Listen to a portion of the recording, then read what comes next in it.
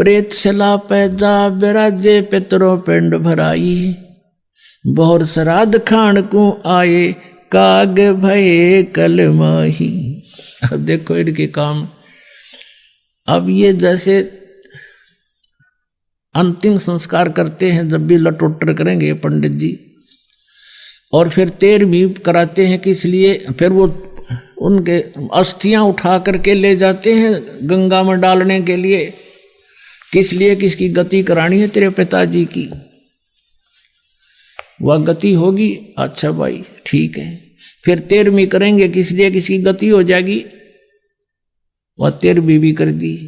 फिर महीना, पहले तो बूंदा सांग था, फिर महीना करा करते, फिर प्रत्येक महीने में, और फिर 6 माही, फिर 1 वर्ष के बाद, और फिर कहते इसके श्राद्ध निकालो। अब 13वीं में गति करा दी, अस्थि ठवाई तब गति करावे थे, 13वीं कराई जब करी वह भी गति के लिए, और फिर 6 माही वर्षों दी की वो भी गति के लिए, और फिर श्राद्ध शुरू कर दिए गति के लिए, पिंड भरवाए वो भी गति के लिए। परमात्मा कहते हैं जीवत बाप गेल लट्ठम लट्ठा ये मुए गंग पुचाया। जीवत बाप गेल लट्ठम लट्ठा मुए गंग पुचैया, जब आवे आसोज का महीना ये कौआ बाप बनैया रे भोड़ी सी दुनिया। सतगुरु बिन कैसे सरिया रे भोड़ी सी दुनिया, सतगुरु बिन कैसे सरिया। कहते हैं जब तक पिता जीवित है तब तक उसकी सेवा करते को ना लट्ठम लट्ठा रहे हैं कि तूने उस ताई गणा दे दिया तो दूसरे की मेर करे से हैं, और मर जा जब उसने नो कहीं भी गति करा कहांगे, गंगा में ले जाओगे, गंगा में पहुंचाओगे। और फिर कहते हैं गंगा में कहाँ पहुंचाते हैं, अस्थि ठा के गंगा में बहाने जाते हैं। पुण्यात्मा एक भक्त बता रहा था,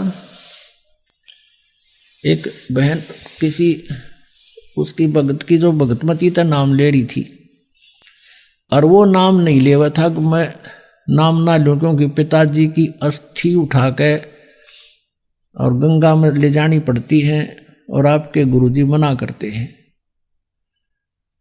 वो इसी बात पर अड़ रहा था कि ना या तो मेरा नहीं समझ में आती और तो मान लेता मैं सारी बातें। अब क्या होता है, परमात्मा दया करते हैं, उसके ताऊ जी की मृत्यु होगी, यानी दूसरे दादा के, और उसके साथ वो पहुंच गया गंगा घाट पे अस्थियां प्रवाह कराने, उसकी गति कराने के लिए। तो वहां जाते ही एक पांडे बैठे वहां पर, उनका क्षेत्र बट रहा है कि इस क्षेत्र के आओगे तो वो वो पांडे हैं उनका, उनको पता चला भी कहाँ से आए हो, कहाँ से आए हो, पहले दूर से पूछने लग जाते हैं वो। तो वो कहता है, वो कहने लगा मैं वहाँ से आए फलाने गांव से, उस जिला से। तो वो कहता आ जाओ तुम हमारे हो, हमारे। वो दूसरे भाग्य आए का जो वो बुला लिए, वो खोल कर भाई सी देखने लगे न, बोले जजमान इबका तो बहुत दिन माए। उसका माथा ठनक्या रे, दुश्मन तुम्हारी रोज मरण की बाट देखे है। तो नो बोला उस दिन मेरा पेटा भर गया, ये तो दुष्ट बैठे आ रहे, ये दोनों बाट देखे कद मरण तोड़े आवे आ रही जल्दी आवे। उस दिन पीछे फिर उसने उपदेश भी ले लिया और सारा ज्ञान समझ माने पाछे फिर तो ये बड़का के खेल दिखाई देते हैं, कोई ना खेल कर। अपने पिताजी को नाम दिलाओ और सत भक्ति कराओ और सतलोक जाओगा, जरूरत है कोई ना नाडान की तब पड़े रही हो, फिर कोई मतलब है कोई नहीं इनका।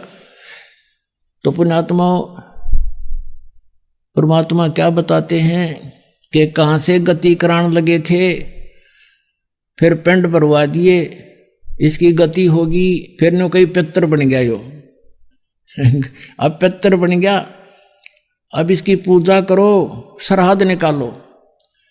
श्राद्ध निकालने लग गए।